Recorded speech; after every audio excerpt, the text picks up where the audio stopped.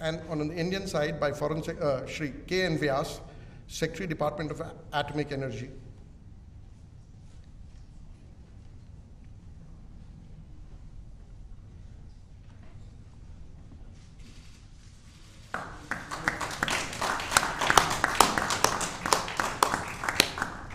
Excellencies, this concludes the exchange of agreements ceremony.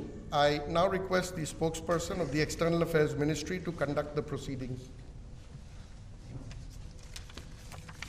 Good afternoon, distinguished Prime Ministers, members of both delegations, friends from the media. We will now begin with the press statements. May I now request Shri Narendra Modi, Prime Minister of India, sir, to make his press statement.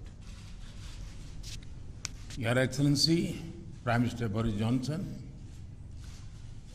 Distinguished delegates, media के हमारे साथी, नमस्कार। सबसे पहले मैं प्रधानमंत्री Boris Johnson और उनके डेलीगेशन का भारत में हार्दिक स्वागत करता हूं। प्रधानमंत्री के रूप में भले ही यह उनकी पहली भारत यात्रा है, लेकिन एक पुराने मित्र के रूप में वे भारत को बहुत अच्छे से जानते हैं, समझते हैं। पिछले कई वर्षों से भारत और यूके के संबंधों को मजबूत करने में प्रधानमंत्री जॉनसन की बहुत महत्वपूर्ण भूमिका रही है। इस समय जब भारत अपनी आजादी का अमृत महोत्सव मना रहा है, प्रधानमंत्री बोरिस जॉनसन का यहां आना अपने आप में एक ऐतिहासिक पल है। और कल तो पूरे भारत ने देखा है कि आपने अपनी भारत यात्रा का शुभारंभ साबरमती आश्रम में महात्मा गांधी को श्रद्धा सुमन अर्पित करके किया। फ्रेंड, पिछले साल हमने दोनों देशों के बीच कॉम्प्रिहेंसिव स्ट्रेटेजिक पार्टनरशिप की स्थापना की थी और इस दशक में अपने संबंधों को दिशा देने के लिए हमने एक महत्वाकांक्षी रोड मैप 2030 भी लॉन्च किया था। आज की हमारी बातचीत में हमने इस रोड मैप में हुई प्रगति को रिव्यू भी किया और आगामी समय के लिए कुछ लक्ष्य भी तय किए। फ्री ट्रेड एग्रीमेंट के विषय पर दोनों देशों की टीम्स काम कर रही है। बातचीत में अच्छी प्रगति हो रही है और हमने इस साल के अंत तक एफटीए के समापन की दिशा में पूरा प्रयास करने का निर्णय लिया है। पिछले कुछ महीनों में भारत ने यूएई और ऑस्ट्रेलिया के साथ फ्री ट्रेड एग्रीमेंट का समापन किया है। उसी गति, उसी कमिटमेंट के साथ हम यूके के साथ भी एफटीए पर आगे बढ़ना चाहेंगे। हमने रक्षा क्षेत्र में सहयोग बढ़ाने पर भी सहमति व्यक्त की है। रक्षा क्षेत्र में मैन्युफैक्चरिंग, टेक्नोलॉजी, डिजाइन और डेवलपमेंट सभी क्षेत्रों में यूके द्वारा आत्मनिर्भर भारत के समर्थन का हम स्वागत करते हैं। फ्रेंड्स, भारत में चल रहे व्यापक रिफॉर्म्स हमारे इंफ्रास्ट्रक्चर मॉडर्नाइजेशन प्लान और नेशनल इंफ्रास्ट्रक्चर पाइपलाइन के बारे में भी हमने चर्चा की। हम यूके की कंपनियों द्वारा भारत में बढ़ते निवेश का स्वागत करते हैं और इसका एक उत्तम उदाहरण हमें कल गुजरात में हालोल में देखने को मिला। यूके में रहने वाले 1.6 मिलियन भारतीय मूल के लोग समाज और अर्थव्यवस्था के हर क्षेत्र में सकारात्मक योगदान कर रहे हैं। हमें उनकी उपलब्धियों पर गर्व है और इस जीवंत सेतु को हम और मजबूत करना चाहते हैं। इस दिशा में प्रधानमंत्री जॉनसन ने निजी रूप से बहुत योगदान किया है। इसके लिए मैं उनका अभिनंदन करता हूं। फ्रेंड्स, हमने ग्लासगो में आयोजित COP26 में लिए गए संकल्पों को पूर्ण करने के लिए अपनी प्रतिबद्धता जताई। आज हमने अपनी क्लाइमेट और एनर्जी पार्टनरशिप को और अधिक गहन करने का निर्णय लिया। हम यूके को भारत के नेशनल हाइड्रोजन मिशन में शामिल होने के लिए आमंत्रित करते हैं और हमारे बीच स्ट्रेटेजिक टेक डायलॉग की स्थापना का मैं हृदय से स्वागत करता हूं। फ्रेंड्स, आज हमारे बीच ग्लोबल इनोवेशन पार्टनरशिप के इम्प्लीमेंटेशन अरेंजमेंट्स का समापन एक बहुत महत्वपूर्ण पहल साबित होगी।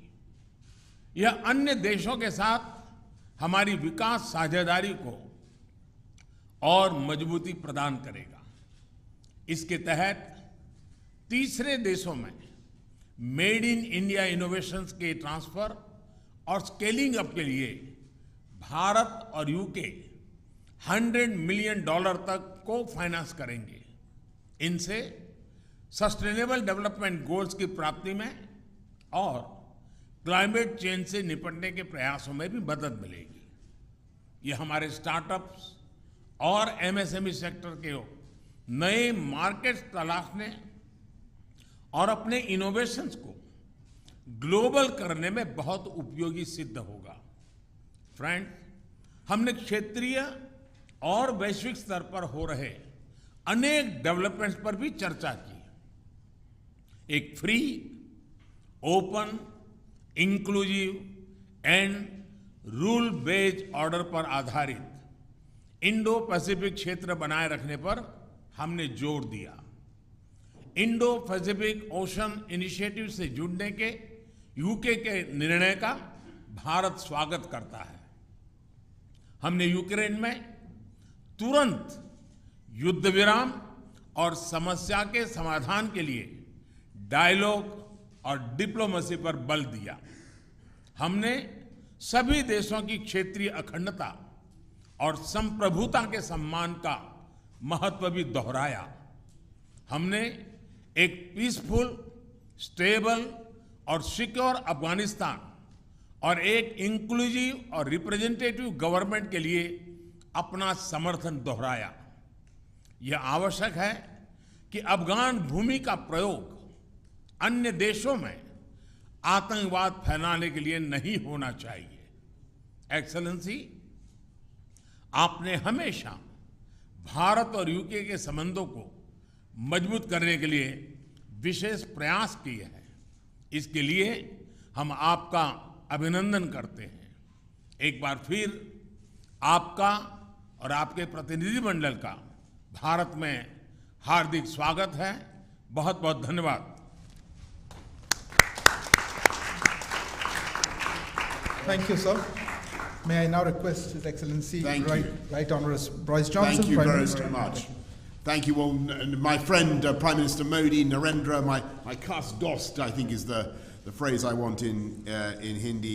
We've had a fantastic 2 days here in India. And yesterday I became the first Conservative Prime Minister to visit Gujarat, which is your birthplace, of course, Narendra, but as you've just said, the ancestral home of about half of all the British Indians, and I had an amazing reception, absolutely amazing.